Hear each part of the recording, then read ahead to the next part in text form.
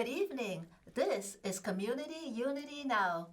And this is Bill Morton, President of the Rogers Park Chamber of Commerce, and I am Trudy Leong, Administrator of the Rogers Park Chamber of Commerce. And of course, our issues are always about social justice because our founder, Reverend Catherine B. D. Tycoon, is all about social justice and making the community better through unity.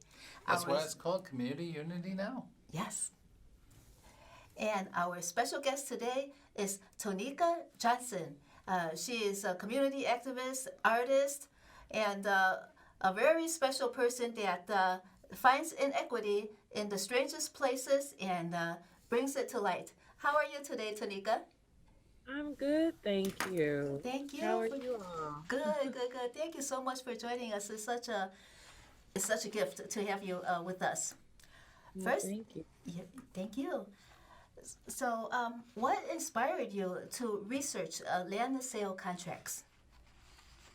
So my former project, Folded Map, is a visual investigation of what historic segregation looks like today and how it impacts residents socially and how it keeps us away from each other. And so in doing that project, I wanted to go a little deeper into how these disparities began to come about. And that included land sale contracts. And I wanted to focus it on Greater Englewood, my home neighborhood, which was the central neighborhood for Folded Map. So I really wanted to just add another project to help people understand even more the larger systemic issues that were presented in Folded Map, because Folded Map kind of explained and showed and highlighted what segregation looks like and how it exists today, whereas Inequity for Sale is explaining the history, the financial impact of segregation and how it basically started the downward spiral of neighborhoods that we often hear about on the news as it relates to all kinds of things, whether it's crime, school closures. So that's really what inspired me to become interested in learning more about land sale contracts, specifically this Duke report that came out in 2018, the same year that Folded Map was debuted as an exhibition at the Loyola University Museum of Art. So that's when I started hearing about this report. And I had known about land sale contracts, but I had only known about it as it related to the west side of Chicago. And this report introduced me to the fact that it also explicitly occurred in Greater Englewood. And me finding that out answered a lot of questions. The primary question I had about my own neighborhood, which was, when was our home ownership rate ever higher? Because Greater Englewood's current home ownership rate is about 25%. And I always wondered, well, when was it ever higher? Since a lot of our issues economically in this neighborhood stem from disinvestment, low home ownership. And so this report provided that answer for me. And I wanted to do something to share this information with the larger public. Is it in Englewood that the land sale contracts are most prevalent, or is it around the city, or even across the U.S.? Do you know? I know that in Chicago specifically, the West Side neighborhoods like Garfield Park, Austin, Lawndale, those were the neighborhoods that land sale contracts was basically the epicenter. It literally completely devastated those neighborhoods. But on the South Side, The second epicenter was Greater Inglewood. And so there's so many homes in those neighborhoods. Um, at that time in the 50s and 60s and early 70s, it's about 80% of the homes that was starting to get purchased or that Black families were interested in becoming homeowners of. Um, 80 to 90% of those homes were sold to those Black families through land sale contracts. So these neighborhoods never really had a fair chance at becoming prominent, from the fact that they had people who wanted to become homeowners. So it's really specifically Greater Inglewood, those West Side neighborhoods, and of course, Chicago basically taught our country how to systemically bake in segregation in urban renewal and planning, um, through real estate, through contract buying. Um, so the fact that it is primarily here indicated that, other cities could replicate what was going on here. So we kind of spearheaded, um, systemic segregation as it relates to, real estate and home ownership and redlining. Um, so it definitely is all over the country. Um, I'm not privy to all of that information because that would require the same kind of research that was done here. It will have to be done there. But these discriminatory housing practices happened all over the country. But in Chicago, it was very prevalent. And now we have a report that has quantified, put a dollar amount to the damage that has been done. And that's something that has not been done in any other, city or state. This kind of deep investigation into the amount of money that was essentially stolen from Black families trying to become homeowners in the 50s, 60s, and 70s. So it's only right that the city that kind of helped other cities learn how to, bake in systemic segregation, and redlining, that today we're kind of at the forefront of letting people know how to grapple with this history and how to share it with the larger public. So, I'm really proud to be part of the group of people who want to popularize this information so that it can hopefully inspire other cities to do their own, local research and investigation. The for the people that are affected, so this was perpetuated against them, but the practice is legal. It is. Is it legal? Um, it was legal then. Of course, since then, to use land sale contracts discriminatorily was made illegal, but the damage has been done.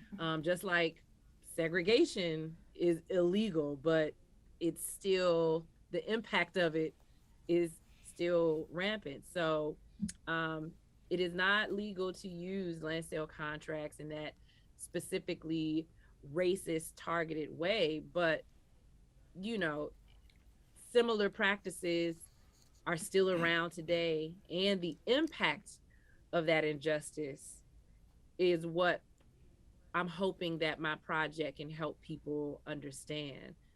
Like, it's no coincidence that Greater Inglewood, the same neighborhood you hear, or that's the poster child of everything wrong in Chicago, it's no coincidence that this was a neighborhood that was explicitly targeted through this discriminatory real estate practice in the 50s and 60s. So, so people can help make that connection, um, and to know that it was a crime that was committed, and it has not been resolved in any way.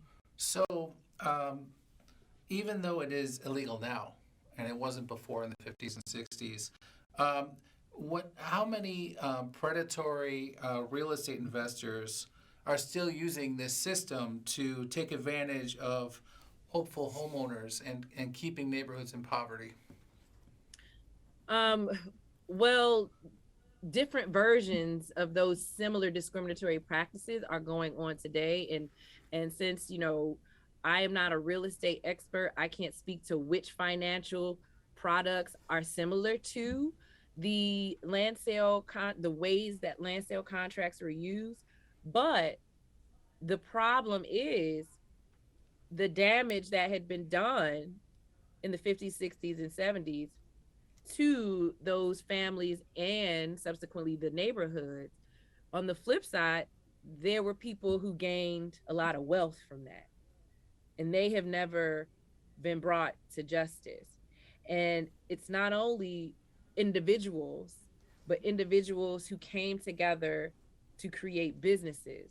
So, since it is a financial track record, you can follow the money and connect it to present day businesses, because the sellers of land sale contracts, it's public information. That's how the report was able to be researched and published. So there are a list of names, and research is being done now to identify businesses connected to those um, sellers.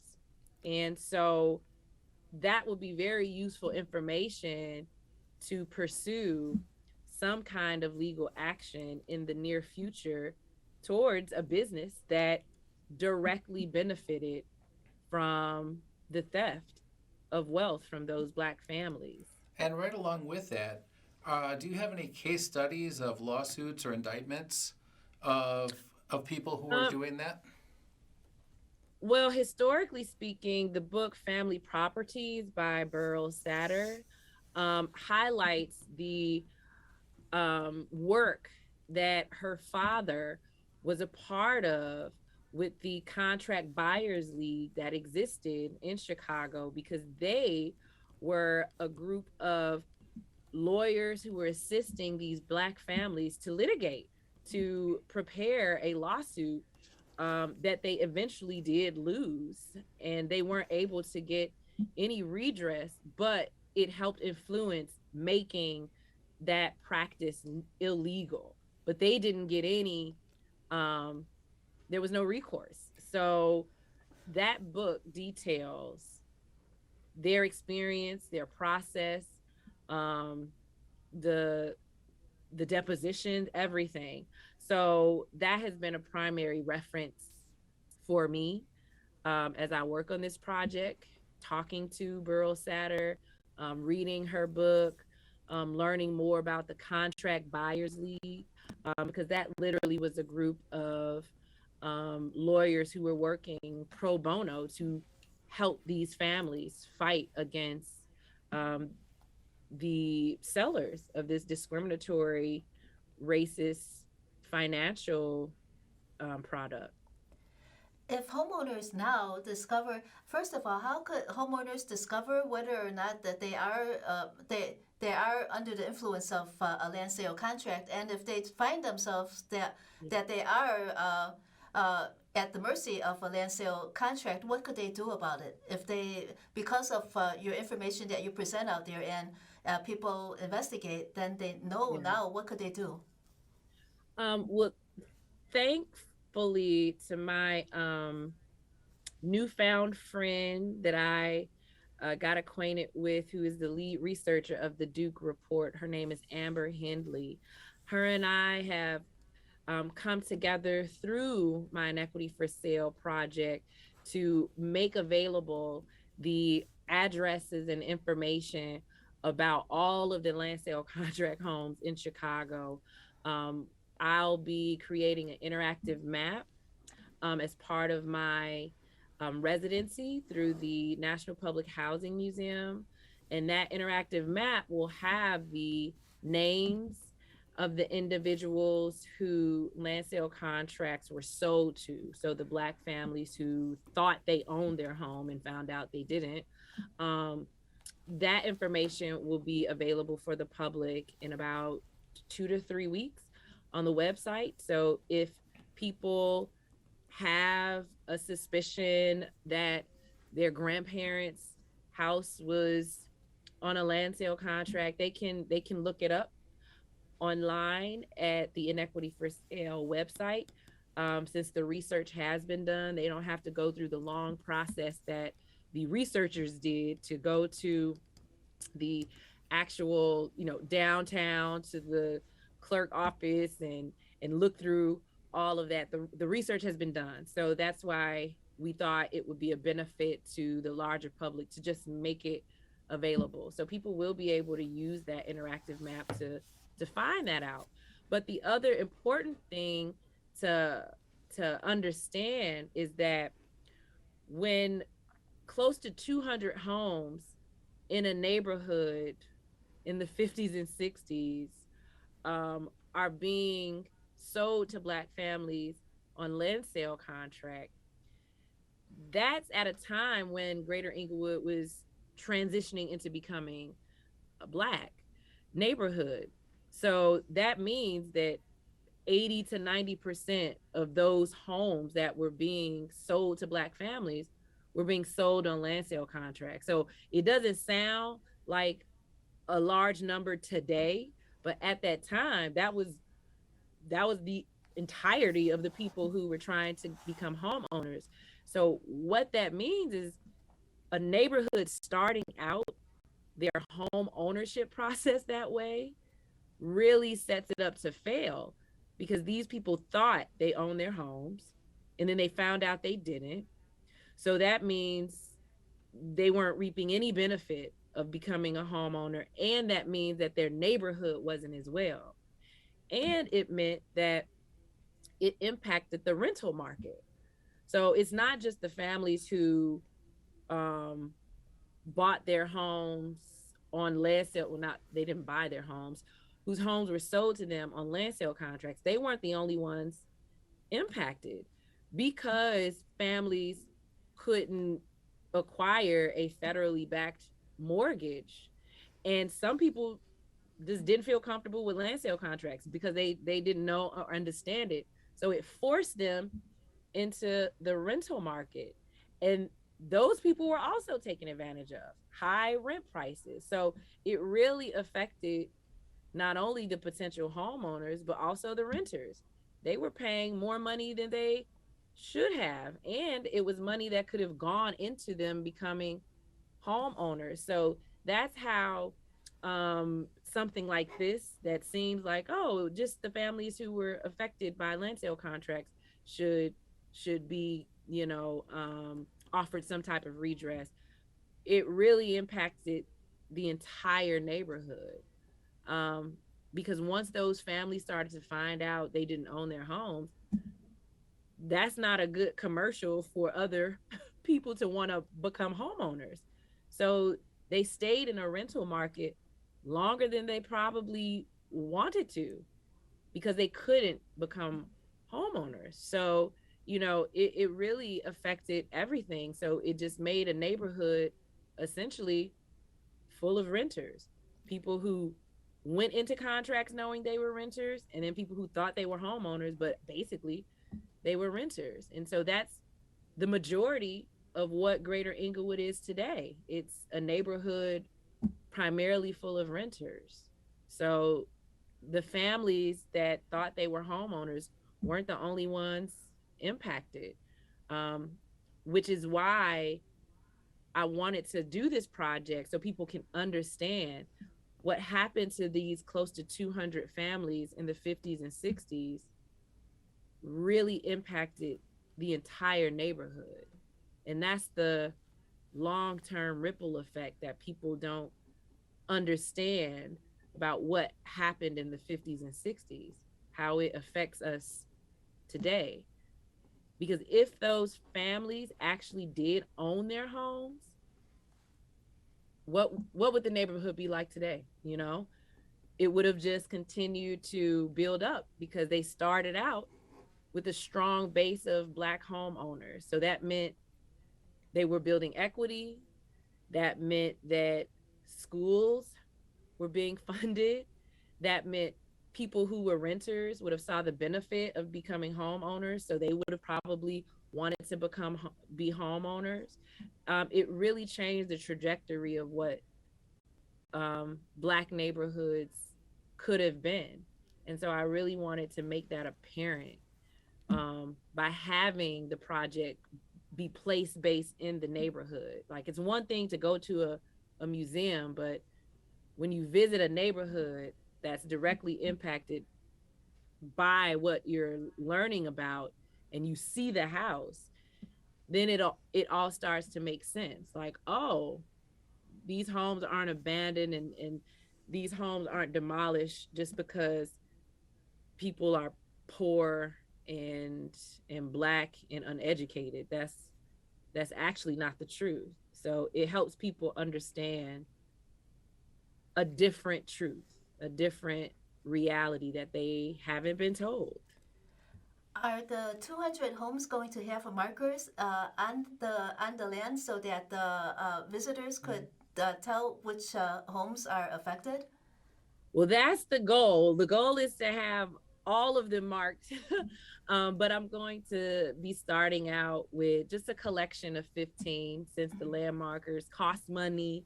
But hopefully 15 will be enough to help the project possibly be able to do another 15, to engage other homeowners who either live in formerly known land sale contract homes. Maybe they could just put a sign there. So the goal is to be able to have all of the land sale contract homes in Chicago identified in some way. If it's not a landmarker, then it's at least a sign that the current owners could put. So that is the goal. But I'm going to start, very hyper local with just the 15 in Greater Englewood, so that it could be an engagement tool and hopefully a tour for people to not only visit Englewood, but meet the residents who actually live on these blocks. And so that it can hopefully change their perspective of this neighborhood that has been, bullied in the media. Because there are homeowners and there are renters who've been here forever. And they're proud. They're proud residents, and they don't get talked about at all here, as if they don't even exist. So it's really important for people to meet regular residents, who mow their lawn, plant flowers. They just happen to live on a block that has abandoned homes and vacant lots, and so that affects their property value. So that's the goal, to be able to eventually have some kind of identifier for all of the homes. So the current property owners of these homes, are they welcoming of your installation? On the blocks that I am actually doing the landmarkers for, I've done a lot of engagement. So they definitely know about the project. Some of the residents are actually participating, were interviewed, but I'm still doing continued engagement to see how much people want to be involved. But a lot of the homes that are part of my first collection, they're abandoned or vacant lots. So I really wanted to start off with homes that aren't lived in, so that people who live on those blocks can also get to know the project.